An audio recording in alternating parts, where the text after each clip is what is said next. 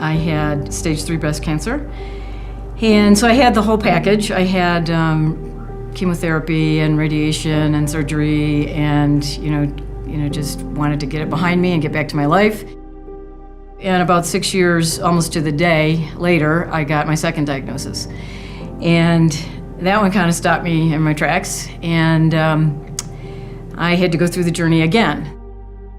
I never really thought about giving up, but there was a point during that year of treatment that I wondered if I was going to make it. I really, for the first time ever, wondered if I was going to survive the treatment or the journey.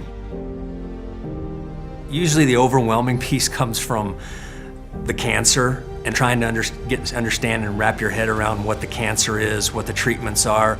I remember going to the hospital, the emergency room, in such terrible pain because my bones were breaking from the inside out.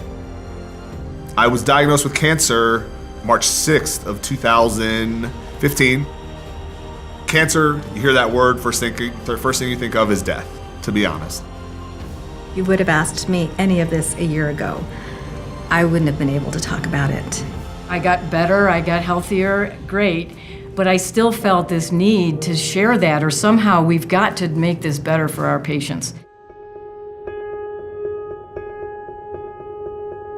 Fast forward about a year, and I heard about the Engage in Life campaign to raise money to build a cancer center in Fort Collins that was going to be paid for by the community and for the community. And so I just knew that was something I needed to be a part of. It was going to be comprehensive, all under one roof and all in one place. Treatment is hard. Treatment's hard on patients and families, but it's brought so many gifts into my life with the people that I've met along the way. I've had this theory now of these connecting the dots, and the dots start whenever you meet somebody and they end whenever you last see them. Ricky Santo is one of my dots. I had the opportunity to meet Ricky and his family when I was getting a bone marrow transplant at the hospital in Denver. Oh my gosh, couldn't believe these connections, how similar we are, passionate about life and all that. So it was really a small world in that happening, but realized that we're both on kind of the same journey.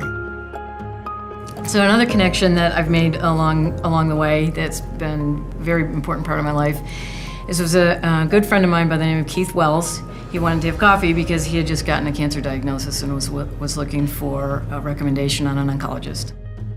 Not everyone survives cancer.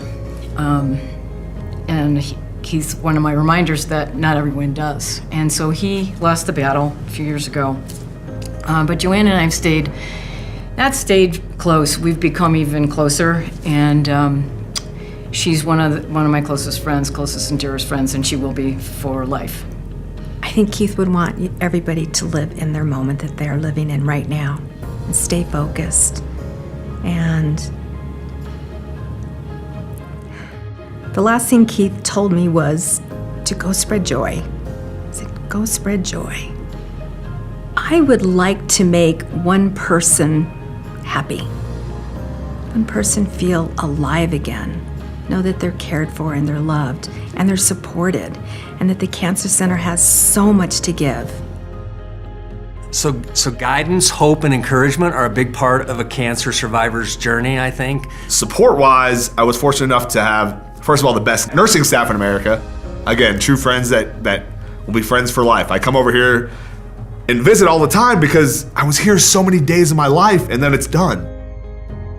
There's so many things that go through my mind when it comes to UC Health and the Cancer Center here in Harmony. Everything that we have here in Fort Collins is an amazing thing. I mean, they have the cutting edge technology in radiation. They have the cutting edge technology in MRIs.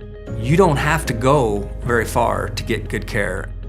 We have created something extraordinary here. We have set ourselves aside. We have differentiated ourselves, not only in this community, but in the state and possibly in the country. And let's take that to the next level. And when we talk about connections, I'd ask everybody in the room tonight, think about your connections. Think about the connections you have with people that have been touched by cancer and how important it is for them to get the support and the care that they need right here in their community.